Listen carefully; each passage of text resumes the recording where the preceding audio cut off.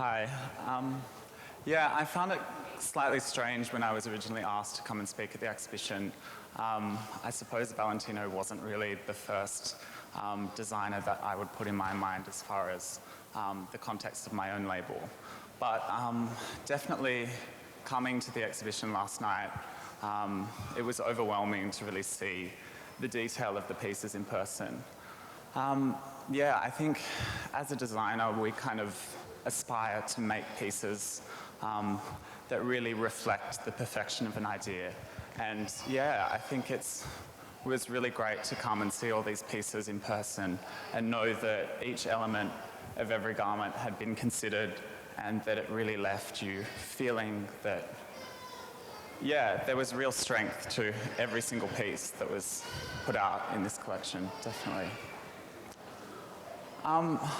I suppose my biggest impression that I took from last night was, I suppose, how the dresses make someone feel in them.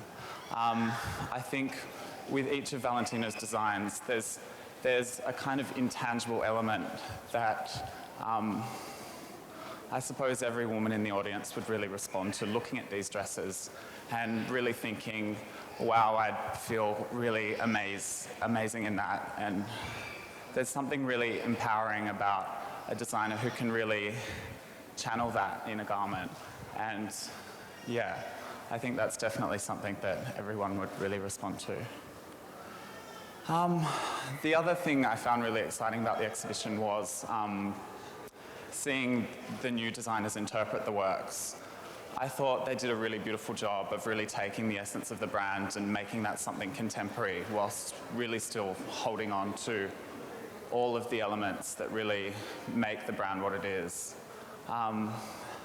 There's still that really strong femininity and such intricate detail, but also something that felt progressive and new. Yeah.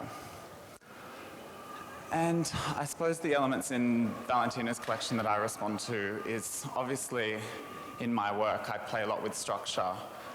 And what I loved about seeing Valentino's works in structure is there's a sense of lightness to all the pieces, which as a designer, that's actually really quite hard to achieve in a way.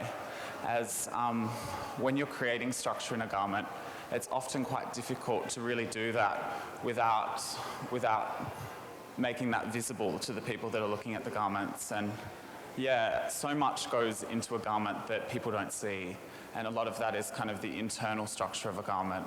And yeah, I think one of Valentino's strengths is even though there is so much going on inside these garments, so much corsetry, so much work with fusing and different techniques, it still never overpowers the overall feeling of the garment. There's always this sense of lightness and movement to each piece that's really kind of, I think, in essence, what really makes them quite beautiful. Yeah. So I suppose that's how it relates to my work. Yeah, as was mentioned in the introduction, tailoring is really kind of where I've set my focus over time. In my most recent collection, I worked with a lot of drapery, which was quite a challenge for me.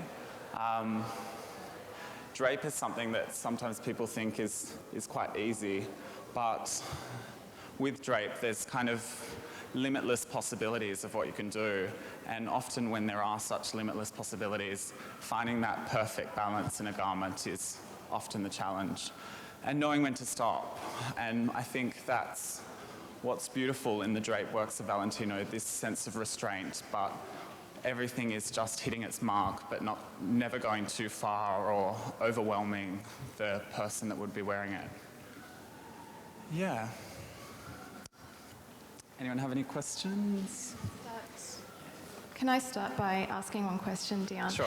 As a designer, clearly you're in contact with your peers, probably mostly within Australia, but then internationally. But when you see someone and works like this, made by someone like Valentino, who is probably, you know, on a pedestal for a lot of designers.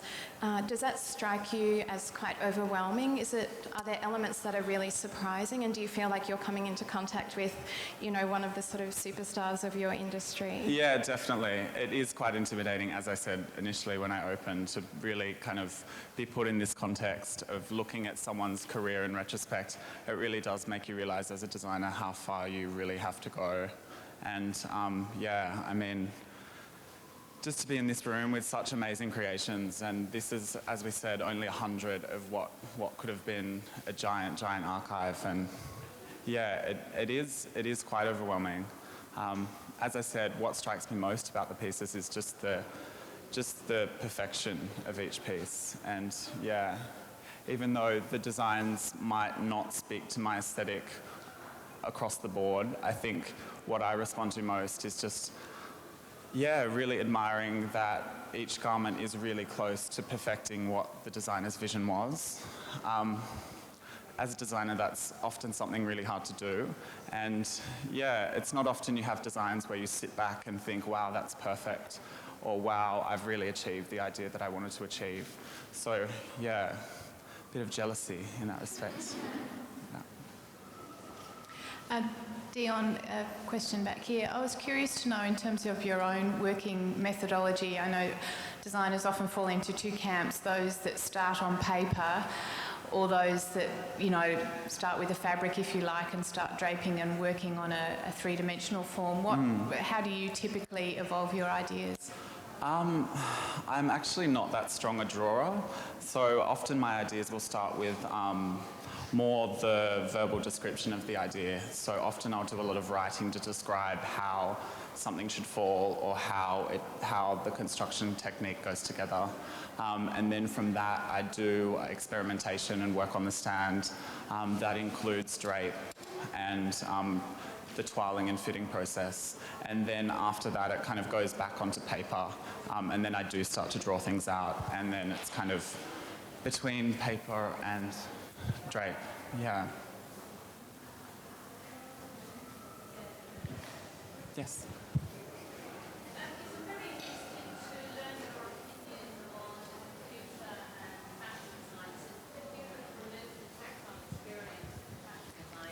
How do you think that influences you and possibly some of the work that's being done here? I suppose digital and computer elements aren't something that I use really that much. I think that's almost like whether you involve print or you involve different finishings. I think there are those different digital elements, but it's never something that really drives a concept or drives an idea. It's more something that you use to kind of create those finishes. Yeah, I have noticed though, going through the collection, that as the collection progresses, there are techniques that are kind of more laser cutting and more digital techniques used in some pieces in the Valentino exhibition. So I found that quite interesting for a couture house to kind of involve those practices.